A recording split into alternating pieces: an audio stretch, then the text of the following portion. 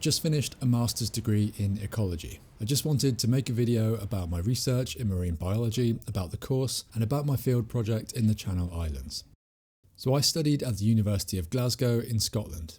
It's a great university, and my area of study was based in the old zoology building next to the famous building in the west end of the city. You'd often find me working in the zoology museum, and my department also had a research facility on the banks of Loch Lomond, which I was lucky enough to visit during my course. So what is a master's in ecology? Well, ecology is biology, but really looking at the big picture, how organisms interact with each other and the world around them. In ecology, we look at lots of specific things like genetics, behaviour or physiology, and ask questions about how it all fits together on larger scales. There are many ways to get into ecology, but I took a Master of Research degree, or an M.Res. After a few months of brushing up on research skills, you start to come up with ideas for your project, and then you get to team up with some supervisors who will be experts in your chosen field. So my project was in the realm of marine biology, but really I focused on something called spatial ecology, in which we study why things are where we find them, what factors influence animals, plants or fungi to live in certain areas, and how might this change as the world around them changes. These questions have practical applications in conservation, but also in things like understanding the spread of diseases or invasive species. Specifically, I studied seagrasses, really important plants that are found in the oceans and are relied upon by animals all over the world. But seagrasses have been declining globally over the last few centuries, so there's been a lot of work to protect and even restore seagrass beds. Spatial ecology can help with that. We often build models that look for correlations with things like temperature or seafloor depth to build a model that describes which habitats seagrass prefers. This could highlight new areas where we didn't know seagrass existed before, or help to define the best areas in which to replant seagrass. These are the sorts of questions that ecology can answer, and that's why I chose this topic. For my project, I travelled all the way from Scotland to the Channel Islands. People love wildlife here, and there are citizen science schemes going on in which volunteers record observations of seagrass while they're out walking or swimming at the coasts. Citizen science could be great for research because all these volunteers can go and get lots more data than a scientist could systematically on their own. The trouble is that data from citizen science schemes can often be biased towards places where people like to go rather than where seagrass likes to grow. For example, in Guernsey, we have lots of seagrass records around flat beaches that are easy to get to, but we don't have many records on the south coast, where steep, rocky cliffs means there's no access to many areas from land. Are there fewer seagrass records here because the conditions are worse for it, or is seagrass actually there, but we just haven't been to look for it?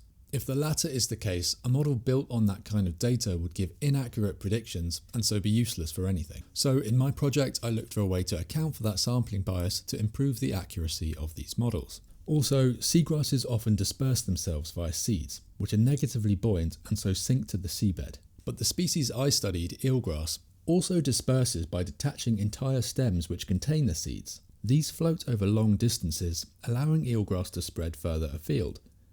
Dispersal has largely been ignored in distribution modelling, but I wanted to see how dispersal would affect where we find seagrass, so I programmed a simulation of how these stems would float through the English Channel to see if it would affect my models. So now for the fun part. To test the accuracy of models built using that citizen science data, I looked for seagrass systematically in the field to see if models could predict where I'd find it. I did this from a kayak, towing a camera behind me to film the seabed and see which areas contained eelgrass. I originally planned to snorkel or dive, but I needed to cover a large area to collect enough data. Kayaking also presented an interesting challenge in how to film the seabed. This took some testing to figure out. At first I planned to mount a camera on a small frame that could be weighted down to keep it steady, but I found that a GoPro chest harness would do the trick better than anything I could make, and I tied this to an old scuba diving reel so that I could adjust the depth of the camera below the surface. At first, the setup was far too lightweight and just flopped about as soon as I moved the kayak anywhere. So I added the diving weight to the frame, and the final version of Kayak Cam worked quite well. Not exactly sophisticated scientific equipment, but it did the job for my project. It was great to be in the field after months of planning, and it was rewarding to see what Kayak Cam had filmed. Lots of different fish, including large wrasse and pollock, invertebrates like crabs, starfish and sponges, rich habitats like kelp forests and of course seagrass beds, and at one point even a small shark called a cat shark patrolling the eelgrass meadows.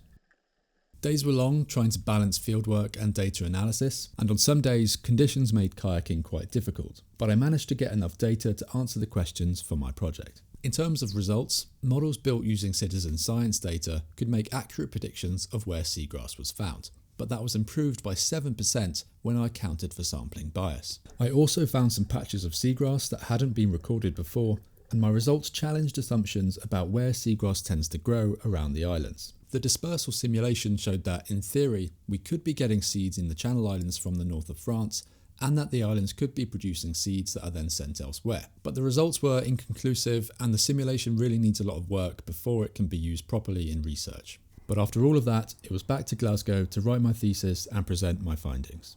Overall, the project and my time in the MRes was a success. I learned a lot and found it to be a great challenge figuring out the different problems along the way. I'm also very keen to keep using KayakCam in the future.